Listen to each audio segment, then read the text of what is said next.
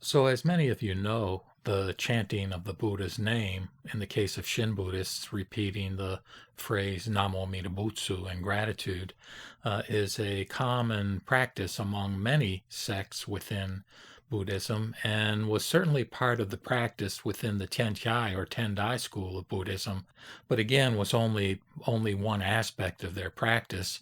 For Shinran, of course, within the context of Jodo Shinshu or Shin Buddhism, the need to say the name really is peripheral to having that sense of entrustment in Amida, which once that experience of entrustment or faith is given to us by Amida, there's really no need for further recitation. But recitation still occurs, as I say, as a function of a desire to express gratitude for the gift that's been given. But again, in the earlier forms of Buddhism, prior to Shinran's revelations and innovations, the chanting of the name was a part of an array of practices on Mount Hai in Japan and earlier on Tiantai Mountain in China.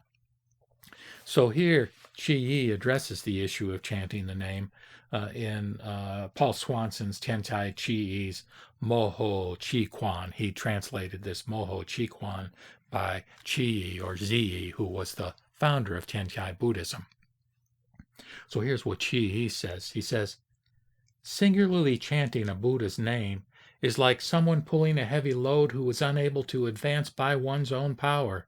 In other words, if you try to accomplish, I think he's saying at least, that if you try to accomplish enlightenment by your own self-power, it's like carrying a heavy load. It's very, very difficult. And of course, this is called, even by Nagarjuna, I believe, the first patriarch in many of the Buddhist traditions, it's called the difficult path or the path of sages, as contrasted with the easy path, which is the path of reliance upon other power.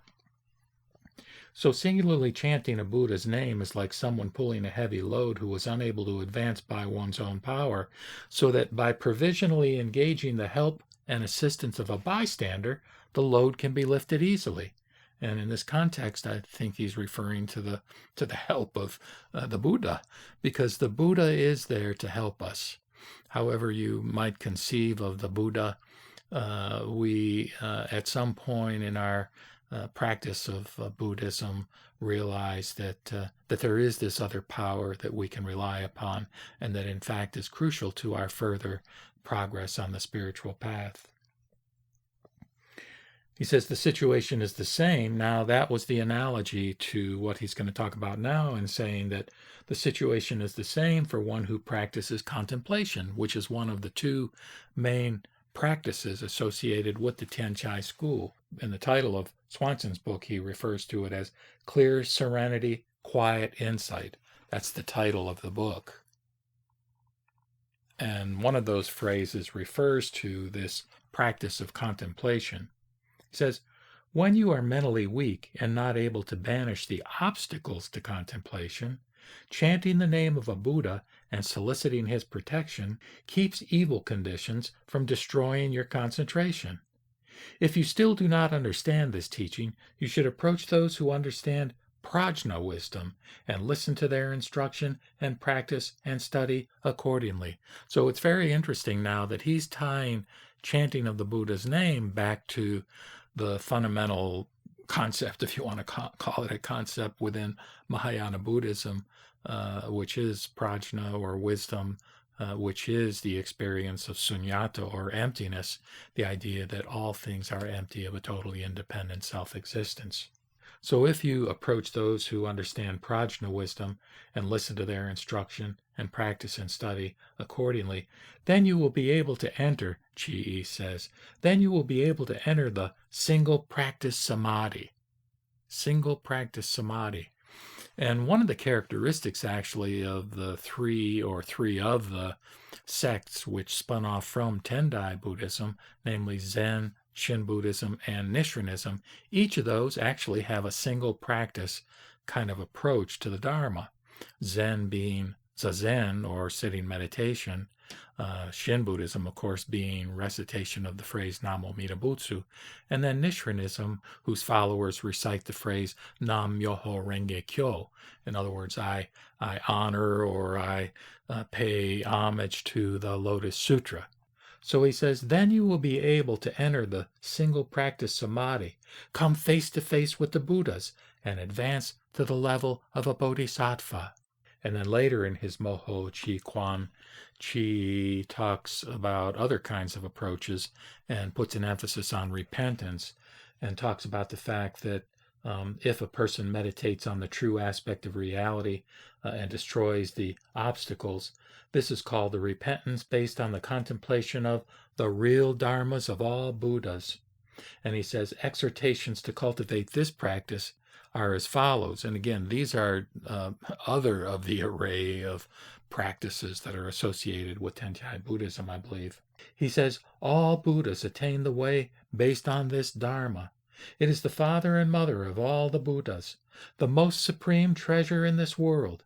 If you are able to cultivate this practice, you can attain the full portion of this treasure. If you can only read and chant it, you can attain a middling portion of this treasure. If you offer flowers and incense, you can attain a small portion of this treasure.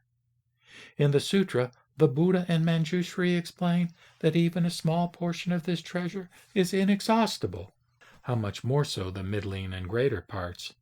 The sutra also says, if there is a person who can pile up treasures on the earth until they reach the Brahma heavens and offered these to the Buddha, this is not equivalent to offering a single meal with which to fill the body of one who upholds this sutra. This is explained extensively in the sutra. And I'm not honestly sure. I'd have to go back and really study the previous pages to determine what sutra is being referred to here, but it doesn't matter. Many of the Mahayana sutras, and this may be the sutra of questions to Manjushri. I think it's in 700 lines that I've recited before, which is a wonderful sutra. But again, they all give this same message, and they all tout the fact that in terms of merit, there's greater merit in even reading, reciting one phrase of one of these wonderful Mahayana sutras as compared to, the giving of material gifts in the context of offerings to the Buddha. Finally, one other thing I'll mention here in this video is his reference to the Lotus Samadhi. With regard to the Lotus Samadhi, I will clarify the method and then add exhortations to cultivate this Samadhi. So he talks about the methods for practice. He talks about the 10 items with regard to what should be done physically. He talks about making offerings of physical, verbal, and mental deeds. He talks about petitioning the Buddhas. And he talks about paying homage to the Buddhas. He talks about repenting of the offenses of the 6 senses. He talks about circumambulating the Buddha image. And he talks about reciting the Lotus Sutra. Finally, he talks about sitting in meditation, and finally, realizing the true aspect of reality. Now, in terms of my own interest in the Lotus Sutra, and in reciting the Lotus Sutra, which I've done a good bit of, I want to share the footnote by Swanson when he tries to explain what Chih-i is talking about by reciting the Lotus Sutra. He says, the Fa Wa San Mi Chani says, quote, there is a complete and incomplete recitation of the Lotus Sutra. The complete recitation involves reciting the entire text of the Lotus Sutra, and the incomplete recitation involves reciting only the chapter on peaceful practices. The length and number of times these are chanted depends on the inclination of the practitioner. If the Lotus Sutra is recited numerous times, some of the chapters can be skipped. However, one should not recite other sutras, close quote. Well, I've committed a violation of that particular guideline, but then Swanson goes on to talk about the fact that the proper attitude while chanting is described as follows, and this is from Stevenson's 4 Samadhis. Quote, you should make the sentences distinct and enunciate the sound of the words clearly. Your recitation should be neither too lethargic nor too hurried. Fix your attention on the text of the sutra and do not stray from the passage at hand. Mistakes are not permissible. Next, you should quiet your mind and strive to comprehend the nature of the voice as being like an echo in an empty valley. Although the sound itself cannot be apprehended, yet the mind is able to illuminate the meaning of every line, and the words themselves are spoken clearly. Visualize the sound of the Dharma as spreading throughout the Dharma Dhatu, spontaneously making offerings to the three jewels, giving donations to sentient beings everywhere, and causing them all to enter the realm of the single reality of the great vehicle. Well, again, in the context of me being into, so to speak, reciting the Lotus Sutra, and you'll see that I actually have a video in which all 28 chapters are recited in one 11-hour video, that these particular guidelines were of interest to me as I found them described in Swanson's notes concerning the Moho Chih-kuan, Chih-i's treatise on Buddhist practice. Namo Amida Butsu, Namo Amida Butsu, Namo Amida Butsu.